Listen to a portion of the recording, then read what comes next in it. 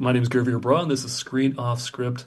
Today, I'm here with Milla Jovovich and director Adrian Grunberg to talk about their new action thriller, Protector. Thanks so much, guys, for being here. Congratulations on the film. Thank you Thank you. so much. First question I got, you guys have done some really large scale, over the top action movies like Rambo and like Resident Evil. This one feels so grounded, so real. Considering your expertise in the film, I'm just really curious, what was your favorite kill and how do you approach the challenge of that aspect of the action? How do you keep it all so fresh? I think the subject matter really dictated everything. I think human trafficking is not something that's made every day in Hollywood. And I think that really set the tone for the reality, the respect that we had to give this movie. And, to be able to make the action obviously exciting and give it that edge of your seat thriller, like I can't stop watching it, and like, oh wow, without being gratuitous, where you really feel like this mother, with the rage that she has, is everything that she does, like you feel like you as well as a parent would do. So that, you get that excitement, and then it almost makes the subject matter something that is palatable, because it's not just all depressing. It's a fun movie with just a really serious subject matter, and the end of it actually goes against the violence, because you realize it was never about the violence to begin with. It wasn't. The end of it isn't about killing the bad boss. The end is something that no one could have expected. I agree. And you talk about the most gratifying kill. Usually in these type of movies, you would say, well, when they killed the ultimate bad guy. And here, that's sort of left to the side, because you're thinking about what's going on and who this person was and what's going on in the movie with these other characters. So more than gratifying, you feel the rawness of these people's lives. I completely understand that. And selfishly, if I offered mine, that the one thing that got me was once I saw you pick up a skateboard, I was like, what are you going to do with that? And then I was like, that's so clever. The way it was executed, I don't want to spoil anything, but it's really, really cool to see how you guys were able to execute that. I'm glad. I'm glad. Yeah, that was a hard sequence to pull. It was, because on that note, you want to make it fun and entertaining. So you sometimes you do things that seem a little off, and you're hoping it pays off. And I think the way it was done and it was performed, you do like it. It does bring a smile to your face.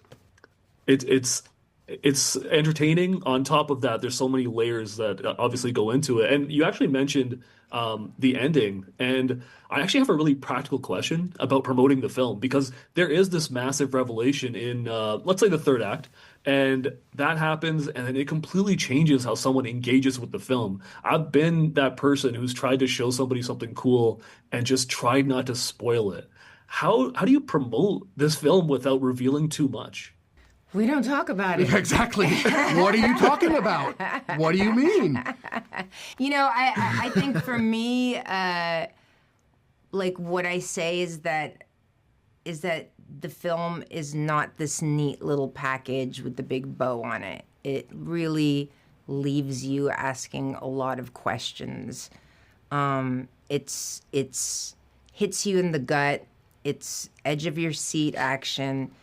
It's really difficult subject matter, and at the end, it leaves you going, what did I just watch? And I feel like the best movies that I love are the ones that leave you asking questions and going, did you notice? Did you know that was going to happen? So that's what I hope in the end, is that people leave the theater just buzzing with. And hopefully they see the movie and they like the movie, and I think the ending is a bonus. It's an additional layer to what you've been seeing that makes you go back and think about everything else that you've seen in that movie. 100%. That's exactly my experience. It made me completely go back and like have just a very different experience with the movie after you Yeah, learn going, something else. did you know that was gonna, like, now it makes Yeah. sense why this happened, and, you know, Yes. were there Easter eggs leading up to it, and yeah.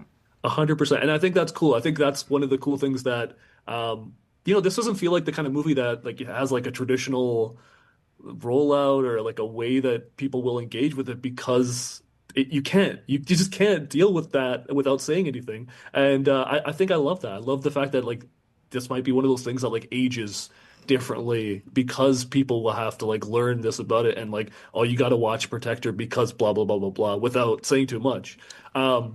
And having said that, like you're actually in one of my favorite movies, which also is like very enduring to me, Dazed and Confused.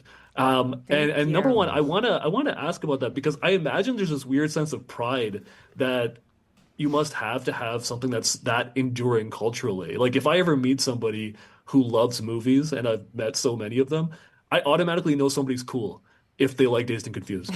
You know what I mean? And I'm curious, like for yourself, from your perspective, what do you think made that movie feel so real, and why do you think it still connects with people in so many generations after it came out already?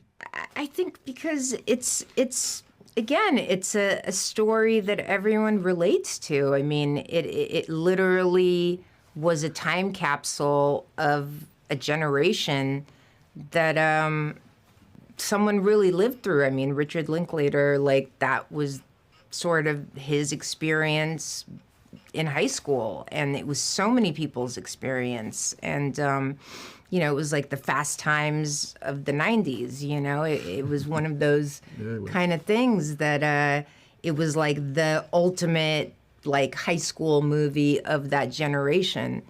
I think it's like part of this like weird trilogy. It's like Fast Times, that, and then for me, just growing up, it was like Superbad. Those are like the three that like encapsulates high school to me.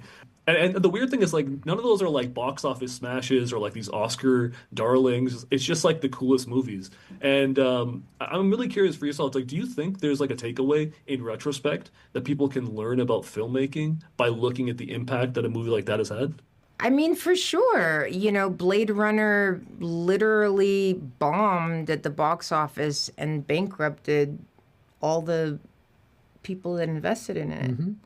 And it's now, being studied in film schools and is literally one of the best movies ever made. I mean, Apocalypse Now, same thing, I mean, it's some of the best movies in the world. It's not about, I mean, for the people involved at the time, they could have used a little bit of money to be made from it. But, the fact is people get it later, and it survives time, and it just like gets better and better as you get further from it. You appreciate it more for like the art and for, just how brilliant it is, rather than judging it based on box office. Yeah, 100%. There's a weird thing where like its coolness cannot be like quantified. You know what I mean? And that's another thing with even like with And like this so film, many like movies, I feel like that were so successful in the box office, like you can't even remember a year later what they were. very But true. like in the moment, like yeah, everybody went to see it because it's like, what else is there to watch? Yep. But the movies that age well, that are universal, like Dazed and Confused, those are the ones that generationally they still hold on because they talk about things that relate to everybody. They stick around. I think there's a stickiness to it. I Appreciate really it. appreciate your time. Thank you so Thank much. you. Thank you.